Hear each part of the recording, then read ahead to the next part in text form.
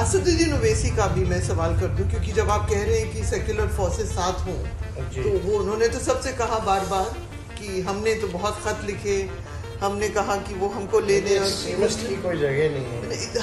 आप उनको एक्सट्रीमिस्ट कह रहे हैं ऑन द रेकॉर्ड? हाँ, एक्सट्रीमिस्ट की कोई जगह नहीं कि जो तुम्हारे सामने नहीं झुकता, जो तुम्हारे सामने नहीं बिकता, जो तुम्हारे बाप से नहीं डरता, तुम उसको चरमपंथी कहते हो। तुम में इतनी नफरत है, एक चेहरे पे दाढ़ी, सर पे टोपी, तो एक्सट्रीमिस्ट। बताओ कोचा दामन की जनता, क्या ओवैसी आतंकवादी है? क्या ओवैसी चरमपंथी है? क्या ओवैसी एक्सट्रीमिस्ट है? जरा जोर से बोलिए, बहरों को सुनाई नहीं देता पटना के। अरे एक्सट्रीमिज्म अगर कर रहे हैं तो आरएसएस कर रही है, एक्सट्रीमिज्म कर रही है तो बीजेपी कर रही है। जो बीजेपी का एक मंत्री ने बिहार के मुसलमानों को नमक हराम कहा, मगर तेजस्वी उसको नहीं बोलता। किसको बोलता है? एक मर्द मुजाहिद को बोलता है। जब ओवैसी खड़ा हुआ भारत के सालिमियत के नाम पर, तो पाकिस्तान के तमाम लोग बोल रहे, ये शेरवानी, सर पे टोपी, चेहरे पे दाढ़ी, ये एक्सट्रीमिस्ट है, ये चरमपंथी है, आतंकवादी है।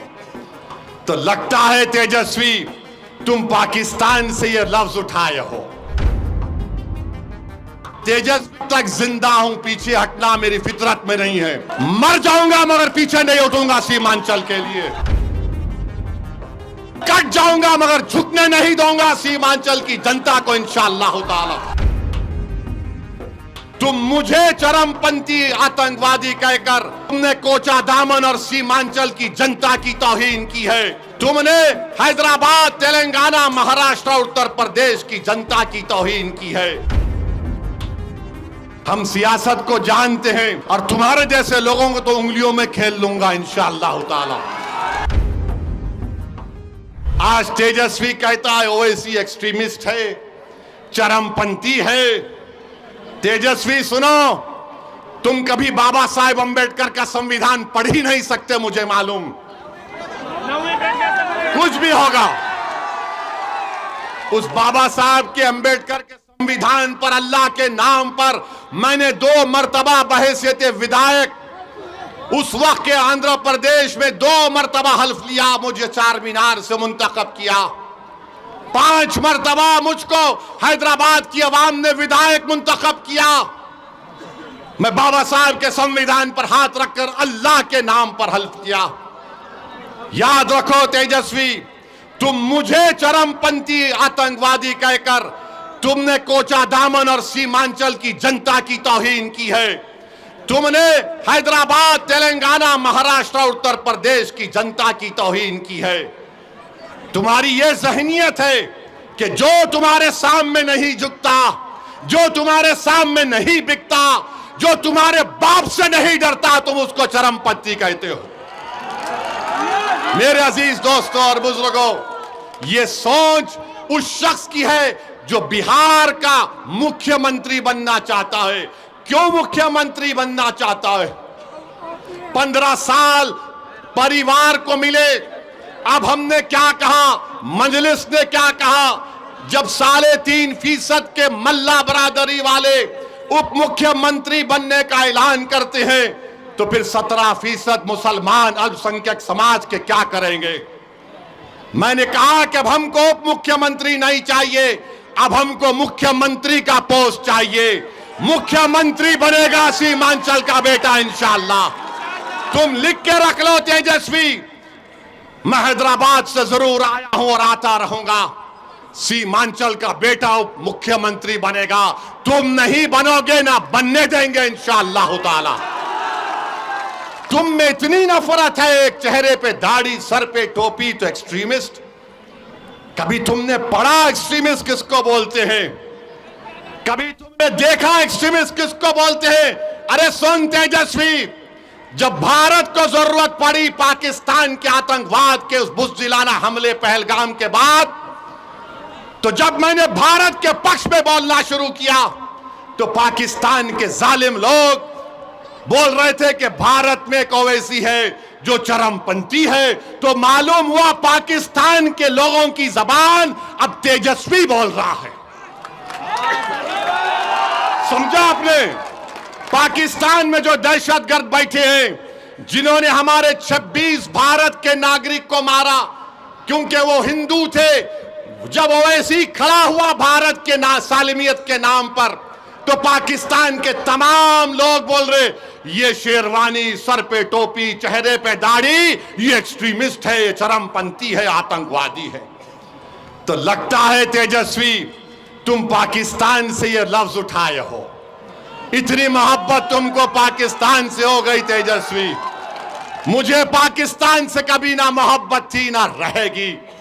मेरी रगों में उन लोगों का खून है जिन्होंने पाकिस्तान को जाने वालों का बायकॉट किया। मेरी रगों में उन लोगों का खून है जिन्होंने अंग्रेजों को मार के भगाया था।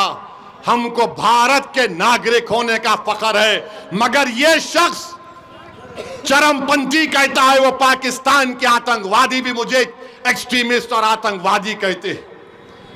तो लगता है तेजस्वी को तालीम पाकिस्तान के आतंकवादी दे रहे हैं, पाकिस्तान के आतंकवादी दे रहे हैं। बोलो बाबू बोलो, याद रखो तेजस्वी, असदुद्दीन ओवैसी को तुमने पहचाना नहीं, तुम जानते नहीं असदुद्दीन ओवैसी को। मैं बागों में चलकर, चमन में चलकर यहां तक नहीं पहुंचा सीमांचल को। मैं 4 मरतबा जेल को गया हूं। एक दिन, एक वक्त 45 दिन अकेले जेल में था, जेल की कोठरी में था। चंद्राबाबू नायडू समझ रहा था कि ओवैसी को अकेले जेल की कोठरी में रखने से ये टूट जाएगा। मैं टूटा नहीं, मेरे अल्लाह का करम था। मैं दुआएं करता था, मस्जिद, उस जेल में नमाजें पढ़ता था और अल्लाह से दुआ करता था कि रब्बे करीम, जेल को जाना सुन्नत है, तू मेरी इस चीज को कबूल कर ले। और मेरे जिंदगी का अजीम मकसद ये है, जेल में मैंने दुआ की कि परवरदिगार, ये जिंदगी तेरी दी हुई अमानत है। मेरी आंख तू बंद करने से पहले मेरी एक ही दिली तमन्ना है कि गरीब और मजलूम अवाम की एक सियासी क़ियादत खड़ा कर दे। जेल में मैंने दुआ की थी, नहीं मालूम आज मैं सीमांचल को आ गया, आपसे बात कर रहा हूं। 29-28 साल पुरानी बात कर रहा हूं और ये आकर कहता है चरमपंथी, आतंकवादी। तेजस्वी तुमको बहुत भारी पड़ेगा। 11 तारीख के दिन जब कोचादामन की जनता जाएगी तो वोट डालेगी दलालों के लिए नहीं, बल्कि शराफत के नाम पर वोट डालेगी इंशाअल्लाह ताला। तुमने मुझे एक्सट्रीमिस्ट कहा ना, अब तुम देखते जाओ। अरे ये जबान बहुत दराज है। याद रखो, जब ओवैसी ने कहा कि 17% का मुख्यमंत्री होगा, अब्दुल्ला का बेटा मुख्यमंत्री होगा, ईसा का बेटा, फातिमा का बेटा बिहार का मुख्यमंत्री होगा, तो लोग इंशाअल्लाह, तो लोगों ने कहा तेजस्वी को बड़ी तकलीफ हुई, वो बहुत परेशान है, ये ओवैसी क्या बोल रहा है। अरे बाबू, ख्वाब देखना गुनाह नहीं है, दुआ करना गुनाह नहीं है, मगर ख्वाब और अपने अज़ाइम को, अपने ख्वाहिशों को पूरा करना, अगर उसमें इखलास है तो अल्लाह कामयाबी देने वाला है। यादव 14% है और तेजस्वी 36% यादव को टिकट देता है। इजहार अस्वी को इस्तेमाल किया, पीठ पे खंजर मारा और जिसमें ज्यादा जहर था उसको टिकट दे दिया। और हम चरमपंथी हैं, हम एक्सट्रीमिस्ट हैं। बताओ मेरे अजीज दोस्तों और बुजुर्गों, कोचादामन की जनता, आपने हमेशा मजलिस का साथ दिया। इजहार अस्वी साहब को आपने 79,000 वोट देकर कामयाब किया। पार्लियामेंट के इलेक्शन में 2024 में 65,000 वोट सबसे ज्यादा आपने अख्तरुल ईमान को दिए। ये कोचादामन पे इंशाअल्लाह ताला आपको मजलिस के परचम को लहराना है, यहां से सरवर आलम को कामयाब करना है। और अगर जिसके दिल में इजहार अस्वी से मोहब्बत है, वो इजहार अस्वी की तकलीफ को भी समझो। और जिसके दिल में ये मानता है कि ओवैसी चरमपंथी नहीं है, तो आपको क्या करना है आप जानते हैं। बताओ कोचादामन की जनता, क्या ओवैसी आतंकवादी है? क्या ओवैसी चरमपंथी है? क्या ओवैसी एक्सट्रीमिस्ट है? जरा जोर से बोलिए, बहरों को सुनाई नहीं देता पटना के। मेरे अजीज दोस्तों और बुजुर्गों, ये हाल आज बिहार का हो रहा है। अरे एक्सट्रीमिज्म अगर कर रहे हैं तो आरएसएस कर रही है, एक्सट्रीमिज्म कर रही है तो बीजेपी कर रही है। जो बीजेपी का एक मंत्री ने बिहार के मुसलमानों को नमक हराम कहा, मगर तेजस्वी उसको नहीं बोलता। किसको बोलता है? एक मर्द मुजाहिद को बोलता है।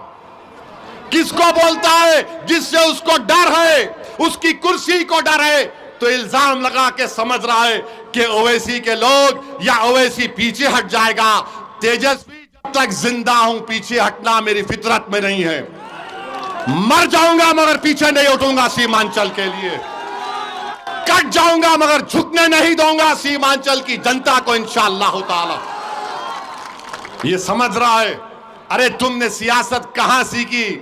हम जब पैदा हुए तो हमारे अब्बा ने, मरहूम बाप ने, अल्लाह उनकी मग़फ़िरत करे, एक बड़े अहले दिल को बुलाकर कहा कि हमारे कान में अज़ान दो।